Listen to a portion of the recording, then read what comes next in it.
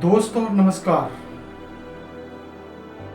आप देख रहे हैं आपका अपना चैनल खबर नेशनल टाइम्स और मैं हूं आपका दोस्त सुबोध कुमार।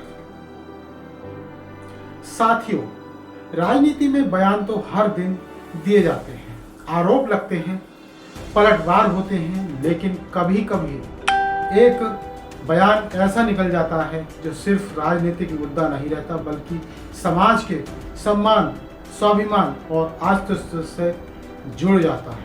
आज पश्चिमी उत्तर प्रदेश में कुछ ऐसा ही माहौल बन चुका है। गांव-गांव में चर्चा है, चौपालों में बहस है, सोशल मीडिया पर गुस्सा है और लोगों के दिलों में आग है। जरा सोचिए साथियों, अगर कोई नेता खुले मन से आपकी माँ, बहन या बेटी के सम्मान पर सवाल उठाने वाली बात कह दे, तो क्या आप चुप रह पाएंगे?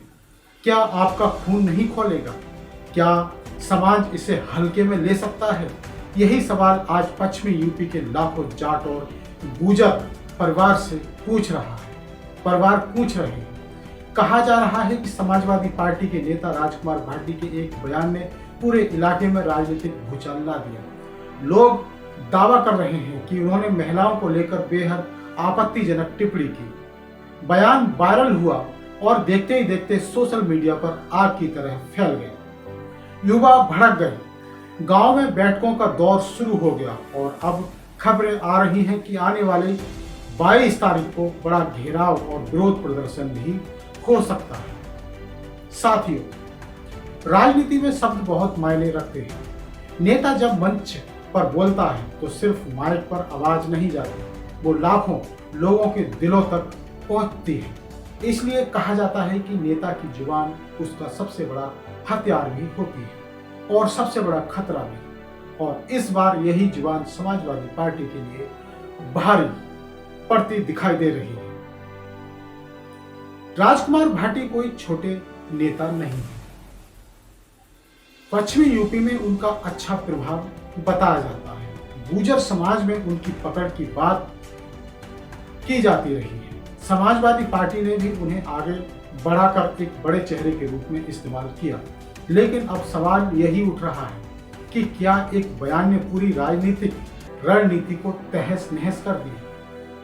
साथियों, पश्चिमी उत्तर प्रदेश की राजनीति को समझने वाले जानते हैं कि यहाँ जातीय समीकरण बहुत महत्वपूर्ण भूमिका निभाते हैं।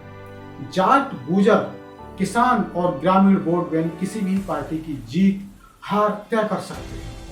कई सीटों पर तो यही समुदाय चुनाव का पूरा खेल पलट देते हैं।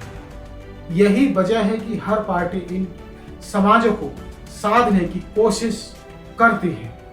बताया जा रहा है कि समाजवादी पार्टी पिछले कई महीनों से पश्चिमी यूपी में अपनी पकड़ मजबूत करने में लगी थी। लगातार रैलियां हो रही थी, नेताओं के दौरे बढ़ रहे थे, किसान और गुर्जर समाज को जोड़ने की कोशिश की जा रही थी। लेकिन अब इस विवाद ने पूरी मेहनत पर सवाल खड़े कर दिए हैं। भाई, राजनीति में सबसे बड़ी पूंजी भरोसा होता है। अगर जनता का भरोसा टूट जाए तो फिर लाखों की रैलियां भी बेकार हो जाती हैं और आज यही भरोसा डगमगाता नजर आ रहा है। सोशल मीडिया पर जो वीडियो वायरल हो रहे हैं, उनमें युवा खुलकर नाराजगी जाहिर कर रहे हैं। कोई कह रहा है कि समाज का अपमान बर्दाश्त नहीं किया जाएगा। कोई कह रहा है कि नेता वोट मांगने आते हैं और बाद में समाज को ही नीचा दिखाते हैं। सबसे ज्यादा गुस्सा इस बात को लेकर है कि मंच पर बैठे दूसरे नेताओं ने तुरंत विरोध क्यों नहीं किया।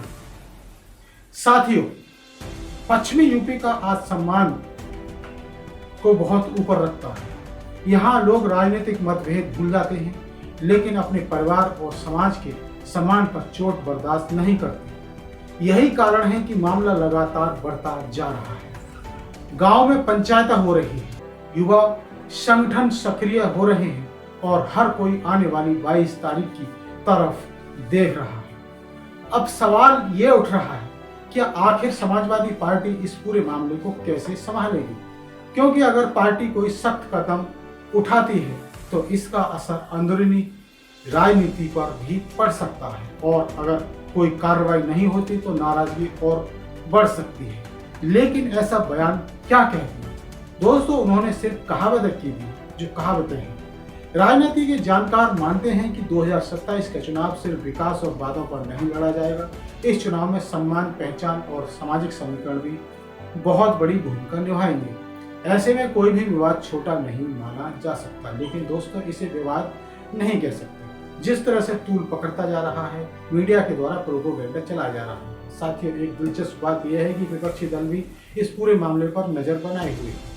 राजनीतिक गलियारों में चर्चा है कि विरोधी पार्टियां इस मुद्दे को गांव-गांव तक ले जाने की तैयारी में हैं, क्योंकि राजनीति में विरोधी की गलती सबसे बड़ा हथियार बन जाती है। अब जरा सोचिए, अगर पश्चिमी यूपी के हजारों युवा सड़क पर उतर आए, प्रदर्शन शुरू हो गया, पुलिस बल तैनात करना पड़ा, तो उसका राजनीतिक असर कितना बड़ा होगा। सिर्फ एक बयान की वजह से पूरा चुनावी समीकरण बदल सकता है। लेकिन दोस्तों, आखिर इस बयान में ऐसा है क्या? राजकुमार भाटी जी ने ऐसा क्या कह दिया? वो तो सिर्फ कहावतों का जिक्र कर रहे हैं। लेकिन भाई, यहाँ एक बात और समझनी जरूरी है। लोकतंत्र में विरोध करना हर नागरिक का अधिकार है, लेकिन समाज में भाईचारा और शांति बनाए रखना भी उतना ही जरूरी है। गुस्सा अपनी जगह सही हो सकता है, लेकिन माहौल बिगड़ना किसी के लिए अच्छा नहीं होगा। इसी बीच राजकुमार भाटी की तरफ से सफाई भी सामने आई। उनका कहना है कि उनके बयान को गलत तरीके से पेश किया गया।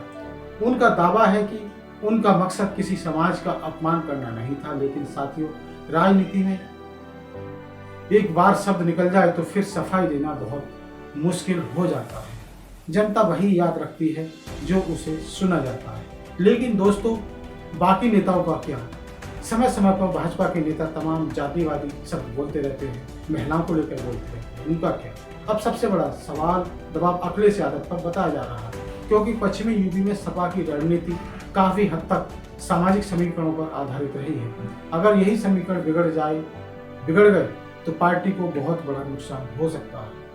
इसका गवाह है कि चुनाव सिर्फ बड़े भाषणों से नहीं जीते जाते, जनता का दिल जीतना पड़ता है। और जनता तब तक साथ देती है जब उसे लगता है कि उसका सम्मान सुरक्षित है।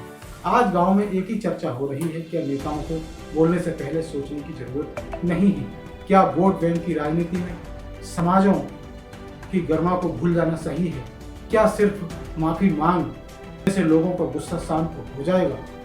साथियों, राजनीति का असली चेहरा ऐसे ही विवादों में सामने आता है। चुनाव आते ही नेता समाजों के घर जाते हैं, हाथ जोड़ते हैं, बड़े बड़े वादे करते हैं, लेकिन बयानबाजी होती है तो सबसे ज्यादा चोट आम जनता को लगती है। लेकिन दोस्तों, जब से ब्राह्मण का मुद्दा उछला है तब से तूल पकड़ता जा रहा है, लेकिन जब दलितों पर इस तरह की जाति सूचक शब्द बोले जाते हैं तब कोई आवाज क्यों नहीं उठाती? और भाई, यही वजह है कि आज पश्चिमी यूपी का माहौल बेहद संवेदनशील माना जा रहा है। प्रशासन भी सतर्क बताया जा रहा है। पुलिस और खुफिया एजेंसियां लगातार हालात पर नजर बनाए हुए हैं, क्योंकि अगर विरोध प्रदर्शन बड़ा हुआ तो मामला और गर्मा सकता है। अब जरा राजनीतिक गणित समझिए। पश्चिमी यूपी की कई सीटों पर जाट गुर्जर वोट निर्णायक माने जाते हैं। किसान आंदोलन के बाद यहाँ की रणनीति पहले ही काफी बदल चुकी है। ऐसे में अगर कोई समाज नाराज होता है तो उसका सीधा असर चुनावी नतीजों पर पड़ सकता है।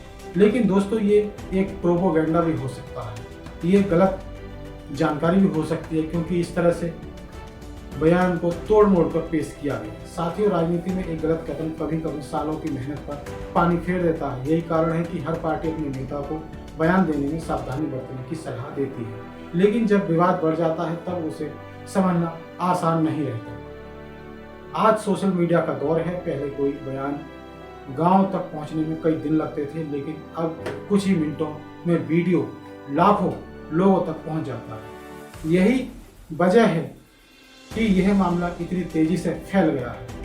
भाई, सबसे बड़ी बात यह है कि इस पूरे विवाद ने सिर्फ राजनीति नहीं बल्कि सामाजिक रिश्तों पर भी सवाल खड़े कर दिए हैं। लोग कह रहे हैं कि समाजों के बीच भाईचारा बना रहना चाहिए, नेताओं की बयानबाजी से नफरत नहीं फैलानी चाहिए। दोस्तों, अगर गोदी मीडिया की बात करें तो गोदी मीडिया भी इस प्रोपोगेंडा बनाकर लोगों में नफरत फैलाने का काम कर रहा है। लेकिन साथियों, राजनीति का खेल बड़ा अजीब होता है। यहाँ हर बयान के पीछे कई मायने निकाले जाते हैं। कोई उसे रणनीति बता रहा है, कोई इसे बड़ी राजनीतिक भूल कह रहा है और कोई इसे आने वाले चुनाव का टर्निंग पॉइंट बता रहा है। देखना यह होगा कि आने वाली 22 तारीख को क्या होगा। क्या विरोध शांतिपूर्ण रहेगा? क्या समाजवादी पार्टी कोई बड़ा फैसला लेगी या अखिलेश यादव खुलकर सामने आएंगे या फिर मामला और ज्यादा तूल पकड़ेगा?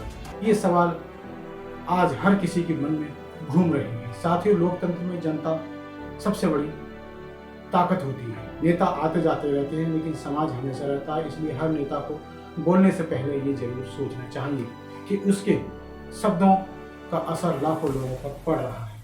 लेकिन दोस्तों, ये जब क्यों नहीं होता जब निचले स्तर की जातियों के बारे में इस तरह से बोला जाता है, खासकर बीजेपी की जो सांसद विधायक हैं वो बोलते हैं। आज जरूरत है संयम की, समझदारी की और भाईचारे की, क्योंकि अगर समाज बढ़ता है तो फायदा सिर्फ राजनीति को होता है और नुकसान आम जनता को। तो साथियों, इस पूरे मामले पर आपकी क्या राय है? क्या नेताओं को अपने शब्दों के लिए जवाबदेह होना चाहिए? क्या समाजवादी पार्टी को इस मामले में बड़ा कदम उठाना चाहिए और जनता को बताना चाहिए कि उन्होंने कुछ गलत नहीं बोला है? बोलने का सभी को अधिकार है, ये संविधान अधिकार देता है। और दोस्तों, ये कहावतें बोली गई हैं। और नीचे कमेंट बॉक्स में अपनी राय जरूर लिखिए। आपकी आवाज़ ही लोकतंत्र की असली ताकत है। अगर आपको हमारी ये खास ग्राउंड रिपोर्ट पसंद आई हो तो वीडियो को लाइक जरूर कर दें, अपने दोस्तों और परिवार के साथ शेयर की। अभी तक आपने खबर नेशन टाइम चैनल को सब्सक्राइब नहीं किया है तो इसे तुरंत चैनल को सब्सक्राइब कर दीजिए, बेल आइकन जरूर दबा दीजिए। मैं सुबोध कुमार फिर आऊँगा एक नई और बड़ी राजनीतिक स्टोरी। और दोस्तों, समाज में भाईचारा बनाए रखिए। ये राजकुमार भाटी के द्वारा जो बोला गया है वो सिर्फ कहावतें हैं, जानबूझकर नहीं बोला गया। इसको मामले को और बड़ा चढ़ाकर दिखाया जा रहा है। और दोस्तों, सबसे बड़ा सवाल, जब दलित पिछड़ों के बारे में जाति सूचक शब्द बोले जाते हैं, मंच से विधायक सांसद बोलते हैं, तब इस तरह की आवाज़ क्यों नहीं उठाई जाती है? लेकिन जब आज राजकुमार भाटी जी के द्वारा सिर्फ कहावतें पेश की गई तो इस तरह की आवाज़ क्यों उठाई जा रही है? तो दोस्तों, नमस्कार, धन्यवाद, जय हिंद, जय भारत, जय श्री राम।